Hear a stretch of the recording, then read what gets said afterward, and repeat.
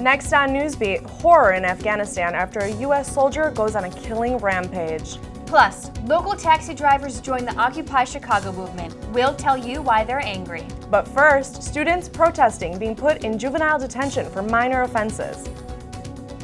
Hello, I'm Elise.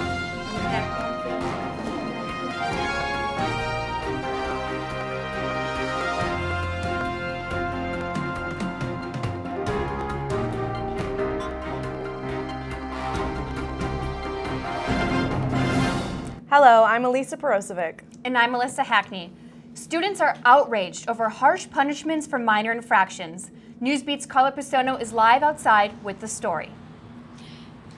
Thanks, guys. Yes, students are feeling cheated out of their education because Rahm Emanuel is supporting harsh disciplinary actions.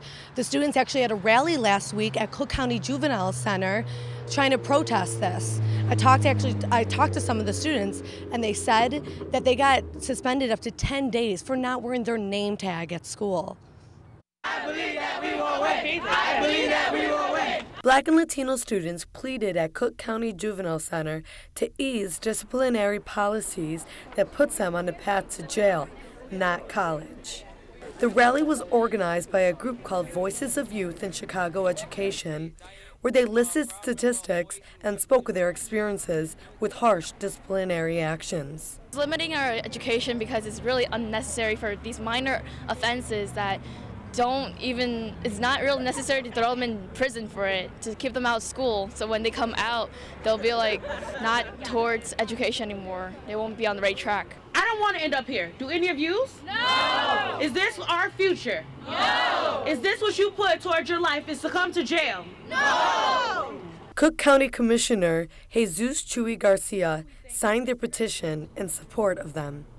I think that the discipline code in Chicago Public Schools needs to be re-examined. If young people are running into trouble in school, they ought to be addressed. Original research by Voice shows that last year there were over 77,000 out-of-school suspensions, over 100,000 disciplinary actions, and 306,000 days of school lost last year as a result of these actions. Davisha is a student that was put in one of these juvenile centers. What was this for? Not wearing what they call appropriate clothing, and not having an ID. And do you think that's right? How do you think this policy should change? I think it should change immediately because we're missing out on education, time for learning, and what we should be catching up on and preparing us for college. And instead of doing that, we're sitting at home doing nothing, being suspended for minor things when it could just be resolved or finding another way around it. After the rally, the students actually went back to their own neighborhoods and went door to door to get their petition signed. Live in the beautiful weather on Michigan Avenue, back to you guys in the studio. Thanks, Carla. Family and friends say they will remember her smile. Hundreds gathered for the police funeral of Lake County Corrections Officer Brittany Mukes. The 25-year-old was killed while jogging last week with coworkers. Police say a hit-and-run driver plowed into the officers. Mukes died on the spot. Mukes leaves behind a 5-month-old daughter named Savannah. Security threats caused major delays on 2 Chicago-bound flights this past week. Monday, a fake bomb threat on board JetBlue forced the plane to land in Buffalo, New York. Turns out it was a domestic dispute. On Friday, an American Airlines flight attendant had a meltdown. Passengers say the woman was screaming about the plane crashing and 9/11. She was eventually restrained. Here in Chicago, taxi drivers are angry and are going to the streets to protest about a new rule the city will be instituting. Listen to what some cab drivers have to say.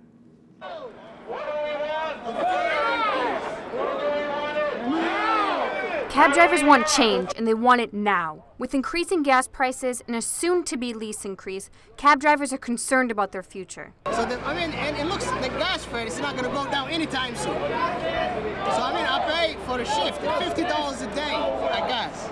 Imagine if the lease increases, what am I going to do? A group of cab drivers marched to City Hall to deliver their message of a fare increase. Drivers have not had a pay increase in 6 years, and many are feeling neglected by the city. We don't eat gas. We eat food. We don't live in our cabs. We live in our homes. Drivers commonly work 12 hours a day so that they can provide for themselves and their families. The new lease increase that will come into effect on July 1st will come out of drivers' pockets, leading them to have to work more. But they say this want for change is not only for them. It's not only about us, it's also about the public. It's about giving better service to the public, better safety to the public. Cab drivers are ready to put up a fight until they get the rights they feel they deserve. We will not stop here. We will continue fighting until our demands are met. Cab drivers are hoping that their actions will lead to change. We will have to wait to see if the city listens to their demands. Bagpipes led the way down Western Avenue for the Southside Irish Parade Sunday. It was the first time in 3 years the community was able to celebrate its heritage. Excessive violence and drinking forced the city to shut down the parade in 2009. Parade goers saw noticeable changes this year, including more kids, a shorter parade, length, and beefed up security. Of the 150,000 people attending, only one person was arrested due to public urination.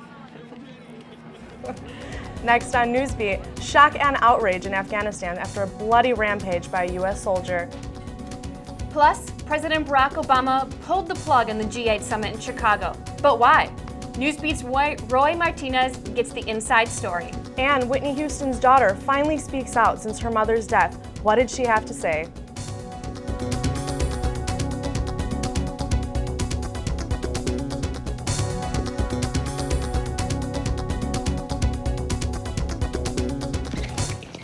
Welcome to my block party. Glad you can make it. The only triple doubles you get come with fries. Last time you blocked someone, you were online. I can do this all day. Your moves are just gay. Using gay to mean dumb or stupid, not cool. Not cool. Not in my house, not anywhere. It's not creative, it's offensive to gay people. And you're better than that.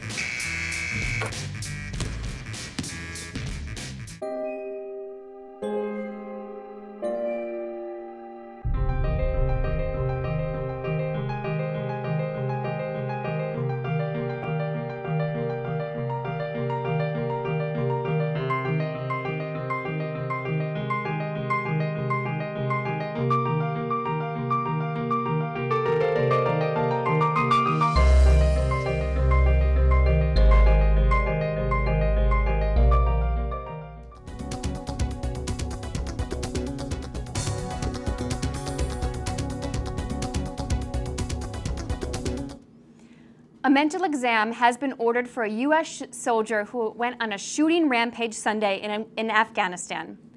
Officials say the Army sergeant roamed from house to house, killing 16 people, mostly women and children as they slept. Today we're learning the alleged shooter served 3 tours in Iraq and had been serving his first deployment in Afghanistan. The attack further strains U.S.-Afghan relations following last month's Quran burning. In a surprise